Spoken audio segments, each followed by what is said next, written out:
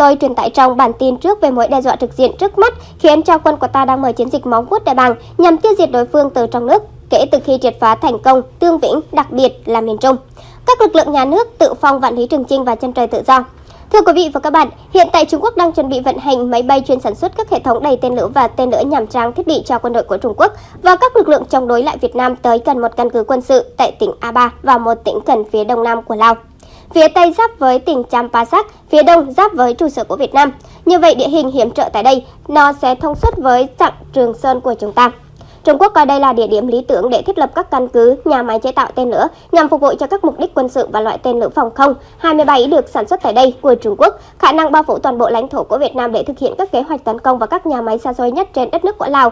Đặc nhiệm của Việt Nam với sự hỗ trợ của các lực lượng chống chính phủ và quân đội của Trung Quốc trên đất nước của Lào dưới sự lãnh đạo của Paramount đã tìm ra mọi cách ngụy trang nên đã đưa số linh kiện gọi điện tử tách rời các loại vũ khí đến gần đây. Các mục tiêu chính sau khi đã phát hiện khoảng một tháng chuẩn bị trong tháng năm vừa rồi và đêm ngày hôm qua các lực lượng đặc nhiệm của người Việt Nam cùng với các thần tiên gồm có 120 người thuộc tổ chức vì độc lập tự do đã mở cuộc tấn công với hàng loạt tên lửa đạn đạo bắn vào các nhà máy và các căn cứ quân sự gần đó.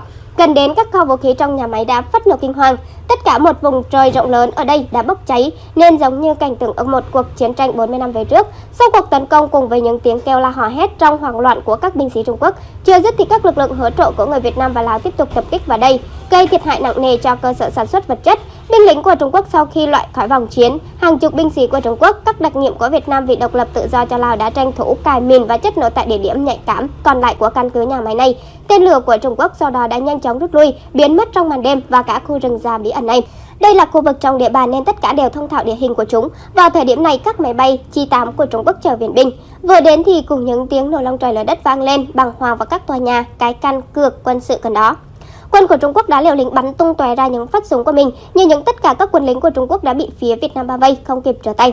Theo nguồn tin chúng tôi vừa cập nhật, có khoảng hơn 110 binh sĩ của nhà nước Hơ Mông và quân hỗn hợp của Trung Quốc ở đây đã thiệt mạng nặng nề. Tất cả những thắng lợi do phía của Việt Nam đã có kế hoạch kỹ càng. Chiến dịch móng vuốt đại bàng được cho là các đặc nhiệm của người Việt Nam thực hiện lần thứ 3 do đạt được thành công ngoài mong đợi. Đó được ví như là một đòn trời giáng vào Bộ Quốc phòng của Trung Quốc trong việc lợi dụng lãnh thổ của Lào hậu thuẫn cho các thế lực phản động trong pha đối với nhà nước của Việt Nam chúng ta. Và diễn biến tiếp theo của sự kiện đang làm xôn xao dư luận này ra sao, chúng tôi sẽ tiếp tục gửi đến cho quý vị trong các bản tin kế tiếp. Kính thưa quý vị thân mến, báo chí của Trung Quốc thường có những phát ngôn đầy tính hiếu chiến cho quái của những nhân vật được gọi là Chiêu Hô Lê. Biết dù như đếm những ca khúc kiểu này hay là Trường Triệu, chúng vốn không xa lạ với các cư dân mạng của Việt Nam. Hệ thống hỏa lực của mấy ông tướng này rất là hiếu chiến và đầy tính răn đe. Chúng thường kêu gọi đánh chìm tàu sân bay của Mỹ và giết chết khoảng 1 triệu thủy thủ bọn chúng đang dần dần thoát khỏi quỹ đạo của chúng ta.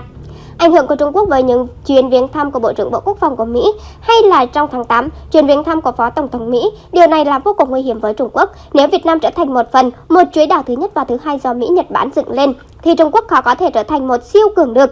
Như những trước mắt, nỗi lo hiện hữu ngày trước mắt của nhà lãnh đạo Trung Quốc đó là Mỹ đang bơm tiền vào kho vũ khí Hà Nội một cách tích cực và dồn dập trước những thông tin không hay cho phía Trung Quốc. Thì trên mạng xã hội hay là tờ Bưu điện Hoa Nam buổi sáng, tướng Diêu Hầu kể trên đã có những cảnh báo sâu sắc về Việt Nam đã đi chệch khỏi quỹ đạo của Trung Quốc. Đấy là ông đã mở đầu cảnh báo rằng cuộc so sánh hết sức trừu tượng giống như một que diêm có thể đốt cháy cả một cánh rừng và hệ thống trật tự tại khu vực Đông Nam Á. Sẽ có rất nhiều xáo trộn gây ra những bất lợi cho chúng ta khi Việt Nam nằm ngã về phía Liên minh, Mỹ và phương Tây. Ông nói tôi cho rằng sự xáo trộn này không thể đảo ngược khi cả Việt Nam đang tìm cách chọn phe Mỹ và Trung Quốc. Để hiểu được vấn đề này và chuyện gì đang xảy ra, chúng ta phải làm vài câu hỏi. Tại sao là có hiện tượng này? Vấn đề cốt lõi là cuộc cạnh tranh giữa hai siêu cường của Mỹ và Trung Quốc. Tức là chúng ta đang đi đến hồi kết vì Mỹ không chấp nhận Trung Quốc trở thành một siêu cường có trách nhiệm với các nước như tiểu xung quanh. Chúng ta đã đánh hơi nhiều đó và chỉ trực chờ Trung Quốc suy yếu xé hồ và cắn xé như bảy linh cẩu. Cả Nga và Trung Quốc hiện nay đều bay của máy phương Tây bao vây. Nếu như nhà nước chỉ có những kẻ địch đến từ châu Âu hay là Bắc Âu và họ chỉ xây dựng một vùng đệm chiến lược Ukraine và họ đã làm được điều đó, khi chiến hữu tất cả những dân và xây dựng một phe hậu thuẫn chắc chắn cho mình về vấn đề nội tại của Trung Quốc khó hơn rất là nhiều.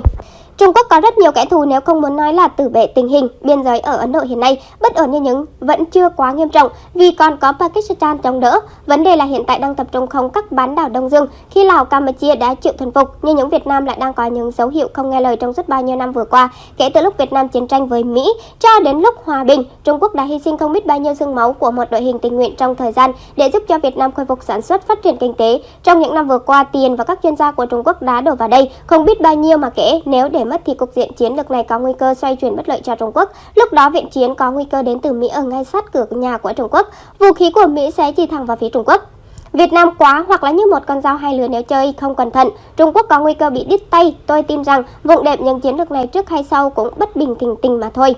Hà Nội đã đánh hơi được mùi đô la của người Mỹ, nhưng dân của Việt Nam hiện nay cũng có thiện cảm hơn với người Mỹ hơn là Trung Quốc.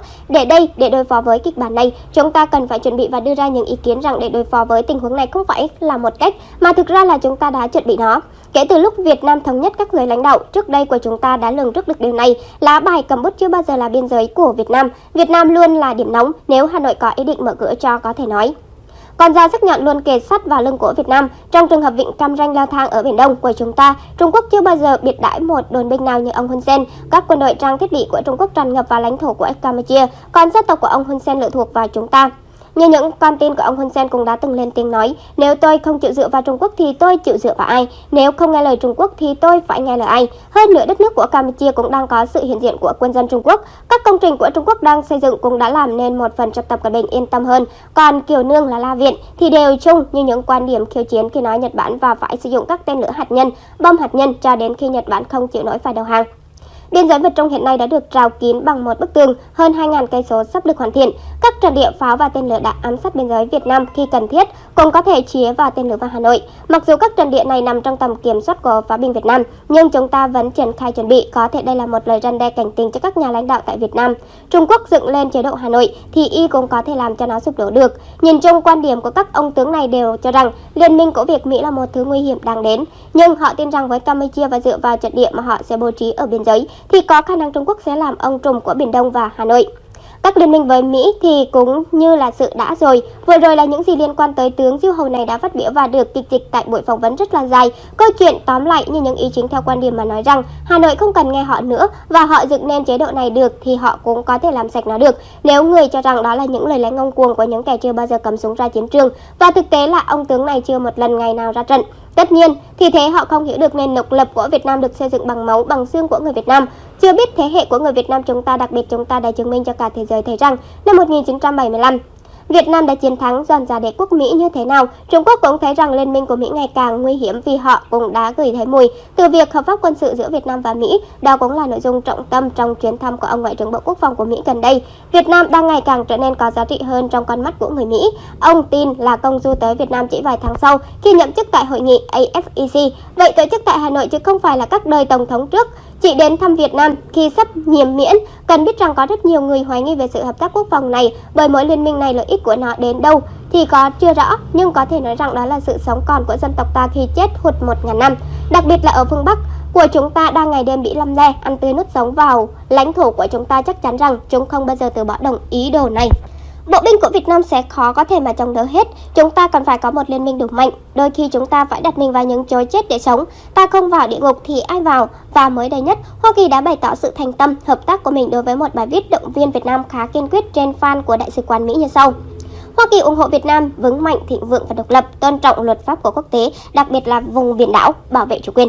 Chúng tôi đã và đang thể hiện cam kết trung thành sâu sắc hơn, hợp tác quốc phòng và quyết tâm cùng nhau giải quyết các thách thức hàng hải thông qua việc cung cấp 2 tàu chiến thuộc biên chế của Mỹ. Hoa Kỳ đã cho Việt Nam và hiện tại là 2 con tàu này đã trở thành những con tàu chiến của Việt Nam, là thuộc biên chế cảnh sát biển của ta.